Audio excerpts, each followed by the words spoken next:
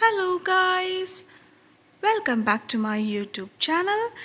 ഇന്ന് ഞാൻ ഇവിടുത്തെ സാറ്റർഡേ മാർക്കറ്റ് വരെ ഒന്ന് പോവുകയാണ്. കുറച്ച് മീനും അങ്ങനത്തെ പച്ചക്കറി ഐറ്റംസൊക്കെ വാങ്ങാൻ വേണ്ടിയാണ് പോകുന്നത്. അപ്പോൾ വീഡിയോയിലേക്ക് പോയാലോ? അപ്പോൾ ഞാൻ കഴിഞ്ഞൊരു ഒരു ഫിഷ് പൊള്ളിച്ചതിൻ്റെ വീഡിയോയിൽ പറഞ്ഞായിരുന്നു, ഇവിടുത്തെ സാറ്റർഡേ മാർക്കറ്റിൽ പോയിട്ടാണ് അന്ന് രാവിലെ ചേച്ചൻ മീൻ വാങ്ങിച്ചുകൊണ്ട് വന്നതെന്ന് പറഞ്ഞായിരുന്നു. അപ്പോൾ ഇന്ന് ഞാൻ ഓർത്തു രാവിലെ നിങ്ങളെയും കൂടെ കാണിക്കാനായിട്ട് സാറ്റർഡേ മാർക്കറ്റ് വരെ പോകാമെന്ന്. കണ്ടോ, ഈ പോകുന്ന വഴിയൊക്കെ കണ്ടോ, ഒരു നല്ല ഫാസ്റ്റായിട്ട് ഡെവലപ്പ് ആയിക്കൊണ്ടിരിക്കുന്ന ഒരു സിറ്റിയാണ് നമ്മുടെ പെർത്ത് എന്ന് പറഞ്ഞു കഴിഞ്ഞാൽ. അപ്പോൾ ഇവിടുത്തെ സാറ്റർഡേ മാർക്കറ്റ് നല്ല ഫേമസ് ആണ്. ഒത്തിരി ദൂരെ നിന്നൊക്കെ ആളുകൾ വന്ന് ബൾക്കായിട്ട് ഐറ്റംസ് വാങ്ങിക്കുന്നുണ്ട്. ഇതാണ് നമ്മുടെ സാറ്റർഡേ മാർക്കറ്റ്. അവിടെ നമുക്കൊരു എൻട്രി ഫീ ഒക്കെ ഉണ്ട്. അത് നമ്മൾ ചെന്ന് കയറുമ്പോൾ തന്നെ അതിന് സെക്യൂരിറ്റിയൊക്കെ അവിടെ നിൽപ്പുണ്ട്. നമ്മൾ ആ എൻട്രി ഫീ ഒക്കെ അടച്ച് ഇതിനകത്തേക്ക് പ്രവേശിച്ച് കഴിഞ്ഞാൽ നല്ല വിശാലമായ ഫിഷ് മാർക്കറ്റുണ്ട്, അതുപോലെ തന്നെ മീറ്റിൻ്റെ മാർക്കറ്റുണ്ട്, വെജിറ്റബിൾ മാർക്കറ്റുണ്ട്. അങ്ങനെ 3 സെക്ഷനായിട്ട് അവിടെ നല്ല വലിയൊരു സ്റ്റോറേജ് ഏരിയയാണ്. അതിൽ നമുക്ക് പോയിട്ട് നമുക്ക് ആവശ്യമുള്ള സാധനങ്ങൾ ആവശ്യാനുസരണം ബൾക്കായിട്ട് എടുക്കാൻ പറ്റും. കണ്ടോ, അവിടെ ക്രോസിങ് ഏരിയാസിലൊക്കെ നമ്മളെ ഗൈഡ് ചെയ്യാനായിട്ട് ആളുകൾ നിൽപ്പുണ്ട്. വണ്ടികളൊക്കെ ഇങ്ങനെ സാധനങ്ങളൊക്കെ വാങ്ങിച്ചിട്ട് ഇറങ്ങി പോകുന്നത് നമുക്ക് കാണാൻ പറ്റും.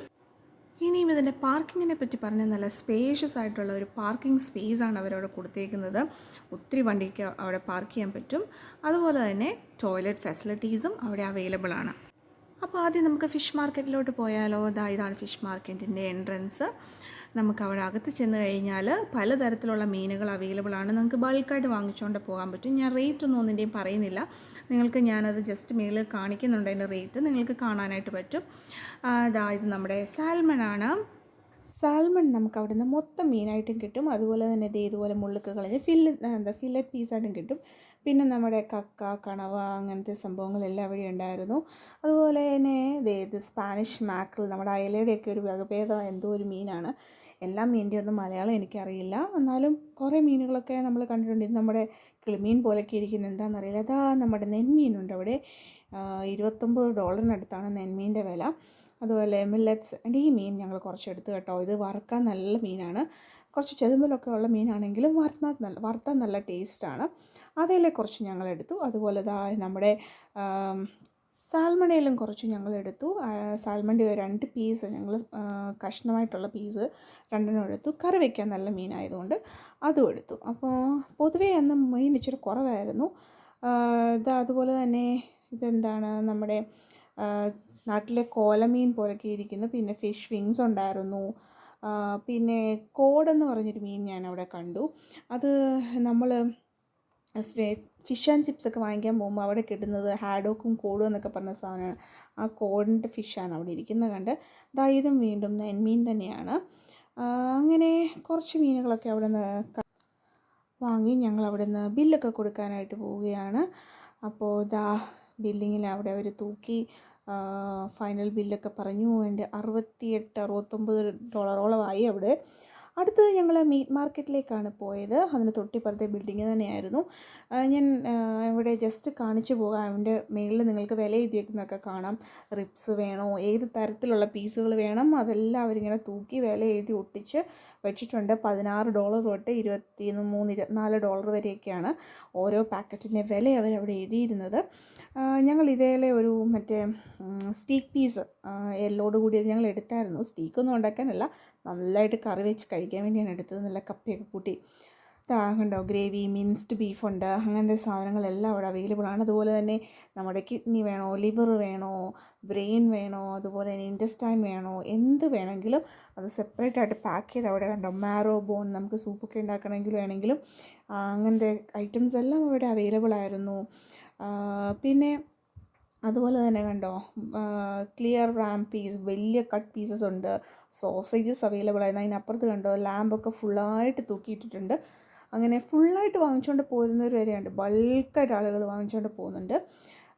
ഞങ്ങൾ അതൊക്കെ കൊണ്ടുവന്ന് ഫ്രോസൺ സാധനങ്ങളെല്ലാം വണ്ടിയെ കൊണ്ട് വെച്ചിട്ട് ഞങ്ങളിനി അടുത്തത് പോകാൻ പോകുന്നത് വെജിറ്റബിൾ മാർക്കറ്റിലേക്കാണ്. ഞങ്ങളുടെ കുഞ്ഞുമണിയും കൊണ്ടാണ് ഞങ്ങൾ വെജിറ്റബിൾ മാർക്കറ്റിലേക്ക് നടന്ന് പോയിക്കൊണ്ടിരിക്കുകയാണ്. അവിടുന്ന് കുറച്ച് നടക്കണം. അടുത്തൊരു സെപ്പറേറ്റ് സെക്ഷനാണ്. അവിടെ ചെല്ലുമ്പോൾ കണ്ടോ, സമ്മർ ഫ്രൂട്ട്സ് സെയിൽസ് എന്നൊക്കെ എഴുതിയിട്ടുണ്ട്. ചെല്ലുമ്പോൾ തന്നെ സീസണലായിട്ട് കുറച്ച് നട്ട്സ് അങ്ങനത്തെ സാധനങ്ങളൊക്കെ പല കൺട്രീസിൻ്റെ അവൈലബിൾ ആയിട്ടുണ്ടായിരുന്നു. നമ്മുടെ ബാംബൂ ഷോട്ട്സ് ഉണ്ടായിരുന്നു. പിന്നെ ചൈനീസ് കുറച്ച് ഫിഷ് ഐറ്റംസ് അങ്ങനത്തെ സാധനങ്ങളൊക്കെ അവിടെ കണ്ടു. പിന്നെ ദേ നമ്മുടെ ഡ്യൂറിയാൻ ഉണ്ടായിരുന്നു. പിന്നെ നട്ട്സിൻ്റെ കുറേ നമ്മുടെ കാഷ്യൂ, പിസ്താഷ്യോ അതെല്ലാം അവിടെ ഉണ്ടായിരുന്നു.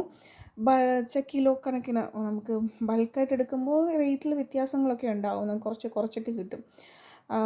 അതായിരുന്നു നമ്മുടെ വെജിറ്റബിൾ മാർക്കറ്റിലോട്ട് കയറുന്ന ആ ഒരു എൻട്രൻസിൻ്റെ അവിടെ ഇങ്ങനെ കുറേ സാധനങ്ങൾ അവിടെ സെയിലിന് വെച്ചിട്ടുണ്ടായിരുന്നു.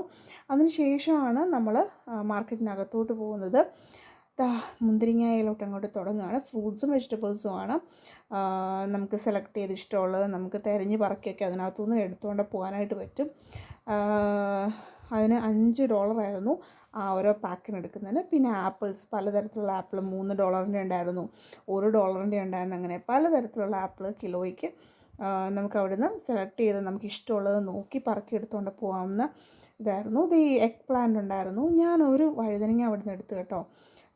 നമുക്ക് സാമ്പാറോ അല്ലെങ്കിൽ ഫ്രൈയോ എന്തെങ്കിലുമൊക്കെ ആക്കാവുന്ന സെലറി ഇരിപ്പുണ്ട്.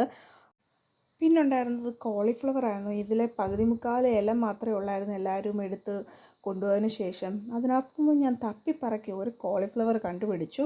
കോളിഫ്ലവറിലെ ഒരെണ്ണം ഞാൻ റെഡിയാക്കി എടുത്തു. പിന്നെ എടുത്തത് ഉള്ളിത്തണ്ടാണ്, നല്ല ഫ്രഷ് ആണ്, അതുകൊണ്ട് അതൊക്കെ ഞാൻ എടുത്തു. കുക്കുമ്പറൊന്നും വേണ്ടായിരുന്നു.